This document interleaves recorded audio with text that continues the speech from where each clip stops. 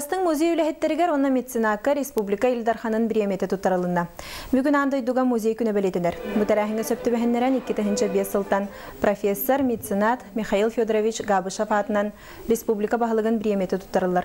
Ол күрдік бастың попечитель меценат аты Нижнеленскай тарелта генеральный директора Иван Андреевулла сыл бастың музейінен Ленскай районын историяны крайы өретер музей атында.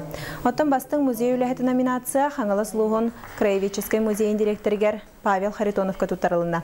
Павел Николаевич Улус музей көріләбіті түттет сыл болбуд, ететінен учуытал салаятчы Бұке Мұстата Джон музейген терехе сүппәкке, кераға сырдықа тардығылыра улатты ден белетер.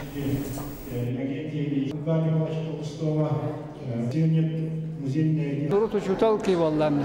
Оғылыр күтті үлілән, 12 үлілән кәлбетім. Онтан ол музейге кәлін бар, ол атын әйгеті білден тұрар. Оғынан барын туағаты. Әйгеті ден ара астағым. Мандық детсад оғы тұттан, кіржағығыр тие, олықта өден ұрттан, омық шердеттен тие кәлер дейін ұқты көпсетен. Менен мені әйгем кәген бер біті.